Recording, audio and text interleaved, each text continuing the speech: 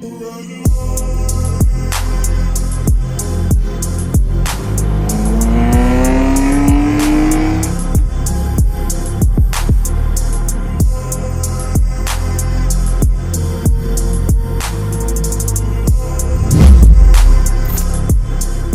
guys, hope you enjoyed that intro and welcome to 2020. I thought it'd be a great way to start off the year by going and doing a walk around on my MR2 and showing you guys all the mods that I've done in the recent past. You know, we're talking everything from interior mods, exterior mods, engine mods, and I have done quite a few over the past couple of years. Let's get right into it. I know I do this a lot, but for every new viewer, I like to explain what I have. This is my 1997 Toyota MR2 Bathurst Edition. It's a mid-engine sports car with target tops, low center of gravity, short wheelbase. It's a great little fun car. Also guys, this is no ordinary MR2. This has a V6 in it.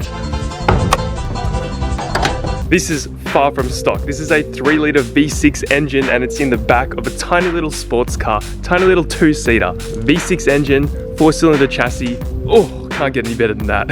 Anyway, the car hasn't been started yet today, so we're gonna give it a quick cold start for you guys. Got this camera set up right there. Let's give it a nice cold start.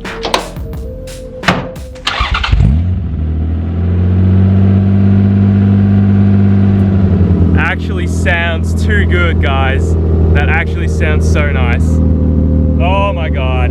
As you can tell, I'm over the moon with how the car sounds. It's just a bit of a shame that it drones so much. As I've said, today we're going to be talking about every single mod that I've done to this car within the past year or so, telling you exactly how much I spent on each single part.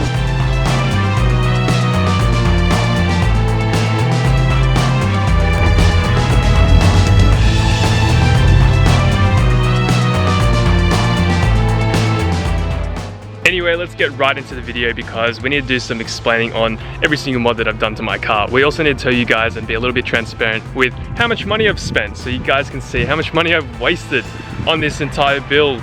Of course, money equals happiness, but yeah, I honestly don't care how much money I've spent on it. That's why I'm telling you guys and sharing it with you. Yeah, let's talk about it.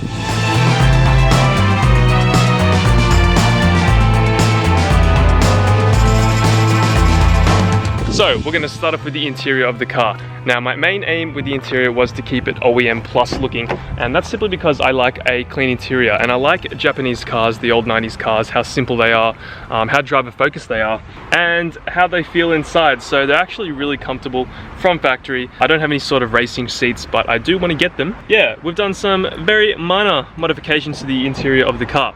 Now, one of the most important things that you can do to a car is to make it drive better and feel better. So one of the best things you can do, I believe in my opinion, is to get a short shifter. I feel like a lot of people will agree with me on this, but having a short throw shifter does make a heap of difference with driver feel. So, you know, look at that. You got some short changes just like that. Stock, they were a little bit longer, but this definitely shortens it down and makes it nice and easier to drive. So I do have myself a C's short shifter from Superclass. They do a really good job of replicating the old C's short shifters. For those who don't know, I'm pretty sure that C's was a brand back in the day that was really well known, that had a good reputation, but discontinued their products, and of course Superclass went ahead and recreated them. So the C's short shifter set me back $132. Now around the shifter we do have a shift knob and shifter surround trim. So I'll give you guys a better look of this, and a big reason for why I got this is because it looks really nice. The OEM sort of MR2 bit here is a square leather boot. It's really bulky and it does have some wear and tear over the years, so I decided to just replace the whole thing and get myself a more modern surround. So we've got a smaller boot, a circular trim around there, and it just surrounds the shift knob and it looks really good. Like, I'll chuck a picture up somewhere of what the car looks like stock. Some people will obviously prefer what a car looks like stock, but and of course it is like OEM plus. It looks like it's meant to be there. It's not outgoing, it's not like completely out of there. So that set me back $280. Woofed. I highly rate it. Now of course we do have, everyone has a head unit in their 90s Jap sports cars. So we have a Sony Bluetooth head unit. It's just pretty basic, nothing crazy. It's RGB, changes to all different colors and does a good job. Other than that guys, excuse the mess. It is very stock in here. There is nothing crazy happening in this interior. Seats are stock. Look at that. I did try to aim this build mainly around driver focus and driver feel because I do like it to drive my car how it should be driven.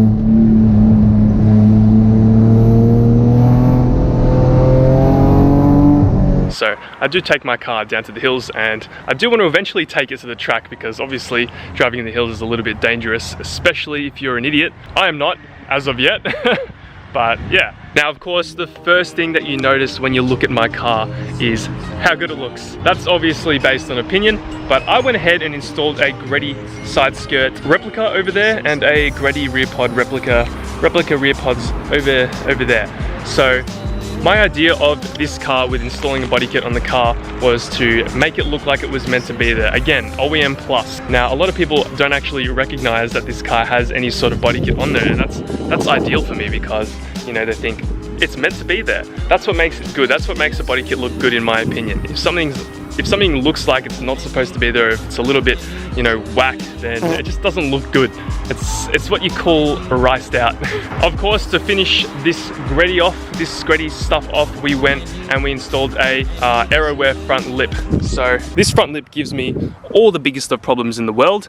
It scrapes absolutely everywhere. You can see that there's just scrape marks all along there. But it looks so damn good, guys. We have to forgive it for that. It just looks so nice.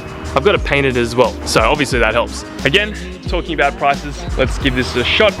We spent $133 on the rear pods, and we got a front lip from eBay as well, $144. I both got them from eBay. And then I also got them painted for $250. So you do the math, that's what I did for the front lip and the rear pods. If we come around and talk about the side skirts, I actually have a funny story about that. So if anyone's actually ordered Japanese parts from overseas or from anywhere, United States, anywhere for their Jap car, you would know the struggles of importing Jap parts. So it's really difficult to get anything a little bit rare. So Greddy side skirts are actually kind of a rare part for the MR2, and they're very difficult to find. So I had to order mine in from United States because they're replicas. I didn't get the genuine ones because you'd have to spend an arm and a leg for that, and I don't have that sort of money. I got my replicas, my genuine replicas, from this company that I'm not going to name. But it took me 6 months to receive them. 6 months. And that's ridiculous because I was quoted, 1 month.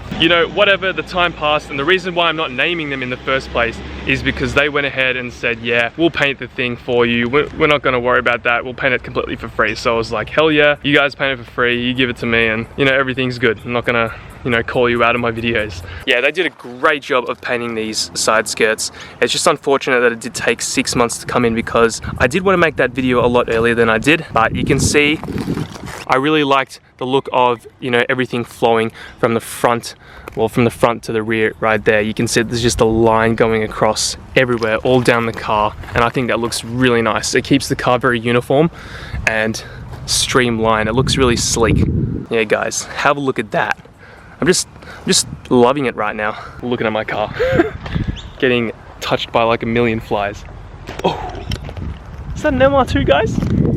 So the side skirts painted cost me $650. The price is quite high up there because they are a really hard part to find, and obviously they're on demand because I had to wait 6 months for them. So now we're going to try and get through this quickly because I do want to talk about the engine, but let's talk about the chassis mod. I decided to do the mods that I'm going to explain soon because I definitely did want to track this car. My idea was taking this car down to the track, going on track days, got an ambulance in the background, and I did want to set this car up for the track. So I went ahead and installed some D2 Racing coilovers. I'll quickly open the front for you so you can have a look at that.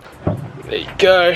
And there you go, guys, some D2 Racing coilovers. You can see that they're 24-way adjustable, and that's the beauty of installing coilovers. You can set them to soft or stiff on the fly. You don't have to worry about taking the wheel off and doing any adjustments down there. You can just do it up here. Same in the rear as well, in the boot. Turn a little knob and go 24 ways of soft or hard. I don't know why I'm doing that, but yeah. Now, of course, if you do want to install coilovers, and the reason why people do is to lower the car's center of gravity. And what this does, it allows you to corner better. I don't know the exact scientifics behind it, so I won't go ahead and explain it. It makes your car lower to the ground, and of course, makes it track better around a track or around a corner. Now, many people install coilovers just to lower their car, and I completely understand that because having a lowered car looks a million times better. Let's be real. It gets rid of that wheel gap and it just makes your car look a million times better. That was one of the most anticipated mods of 2019 for me to get some D2 Racing coilovers, or coilovers in general. So the D2 Racing coilovers sent me back $950. Yeah, it's a lot of money. Now, the next best thing to go with coilovers are some stiff sway bars, some really mega thicker stiff sway bars. There's gonna be so many memes in the comments. I don't know, you probably won't be able to see it down in there. Oh, you can see that little white bar just over there. But sway bars, what happens is when you go around a corner, that feeling of, you know, sway that you get of the chassis, you know, going like this and, you know, tilting like a boat is called body roll.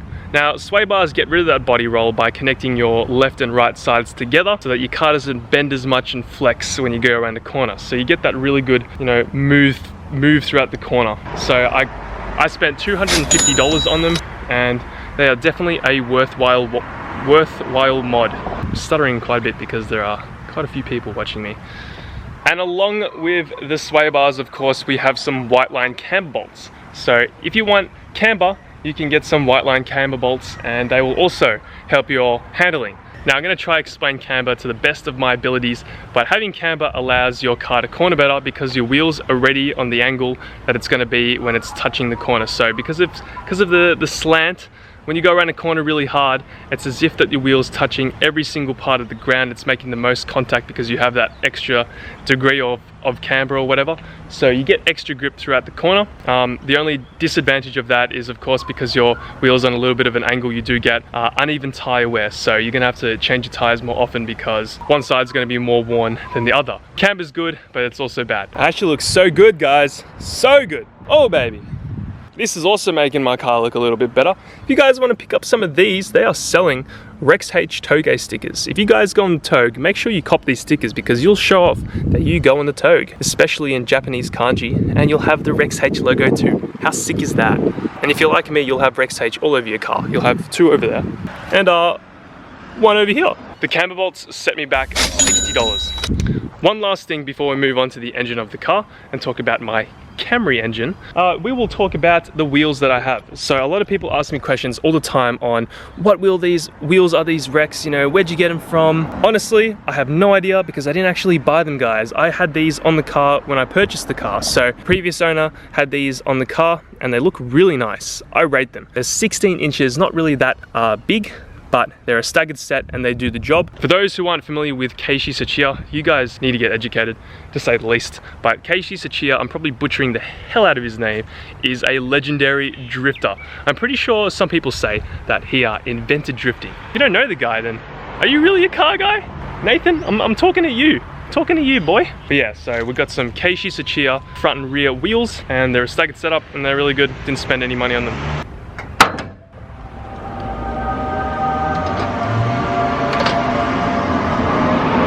That guy just revved past me, I don't know why, but I'm quicker than you, bro.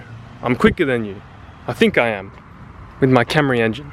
Now, probably the most interesting part about this build is the fact that I have a 3-litre V6 engine in a 2-litre 4-cylinder chassis body thingo. So yeah, pretty much I have a V6 in a car that should be 4-cylinder.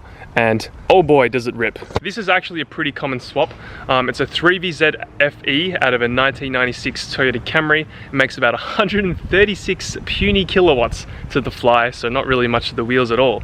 But because of that extra 90 Newton meters or 100 Newton meters of torque that you get from doing this swap from the NA 4-cylinder, it is quite peppy to say the least. So we've paired it with the S54 NA gearbox. It goes really well. It actually beats most of my mates' cars, so I do have the quickest car right now. It's not really a brag, it's just cool saying that. I mean, it's kind of a brag, but it's just interesting, to be honest. It is a Camry engine, guys.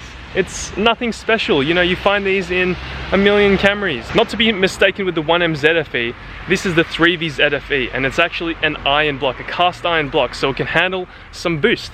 The pistons are the weak point, the conrods are really strong. These engines can hold some power. Now, I did this with the help of Wood Sport. Wood Sport actually did all the wiring harness for me, so I've got a sticker, of course, over there to show that they sponsored the build, but Paul actually went ahead and did the wiring harness completely for free for me. He also gave me a polyurethane front bush over there, so the car doesn't tilt too much, but it pretty much made this engine swap extremely easy. Like, I literally did this all myself, guys, in my garage over 4 weeks. For those who don't know me, I am a complete novice. I can't tell you much about many cars at all. I managed to somehow do this swap in my garage with the help of some mates. And you might be thinking, oh yeah, they probably helped you out and did everything. But no, I went ahead, did all my research, and we installed this engine in my garage in 4 weeks, guys. But as you guys can see, I definitely wanted to match this strut bar with the rocker cover. So I went ahead and bought the same paint and painted both rocker covers. You can't really see the second one down there, which is, you know, it is what it is. If I didn't paint it, I definitely would have been upset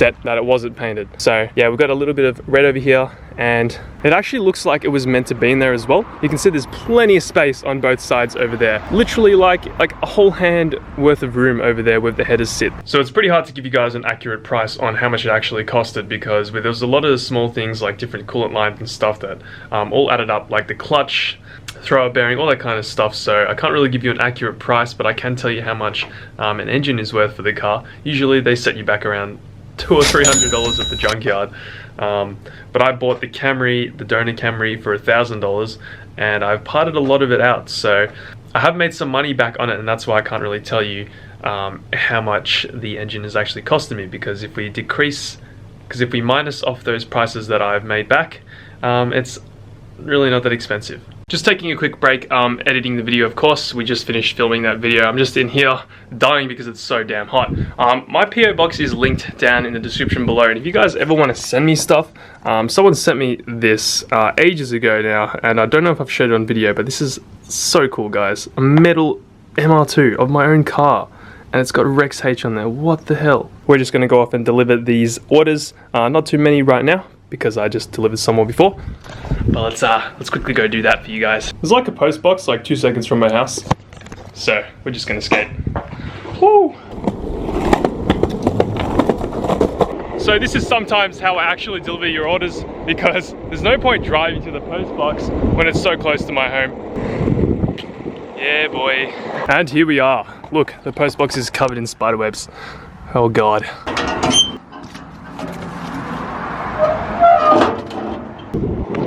Oh. For those who bought some stickers, thank you so much for buying some. It really helps out my channel. It supports me directly, helps me do what I'm doing. Thought I'd give you guys a little bit of an insight of how I go and deliver your post. But hopefully those orders come out to you guys soon. And let's cut back to the video. So there you go, guys. We have those prices listed all throughout the video. I haven't actually got a total listed on the screen, but I went ahead and I looked at all the prices that I spent on the engine swap, and I didn't include that in the video because there's a lot of little things, like I said, the clutch, the thrower bearing, all the mini things of the swap. So I ended up spending probably $2,000 on the whole entire swap. A lot of it was obviously discounted by Woodsport, who did the wiring harness for me. But yeah, if we add that price, I'm going to leave the total just over here. But that's the engine swap, the body kit, and the majority of mods that I've done to my car. I know that's going to be quite a bit of money. It's not inclusive of tires, brakes, and all that kind of stuff. I'm only counting the major mods, but I guess that gives you like kind of a rough idea of how much I actually spent. Anyway, let me know what you guys think of these long kind of videos of just me talking a lot. I don't know, I don't know. I'm just trying to, you know, change things up a little bit. You'll see it with the editing. But yeah, I'll talk to you guys in the next one. Thank you so much for watching. Catch you later.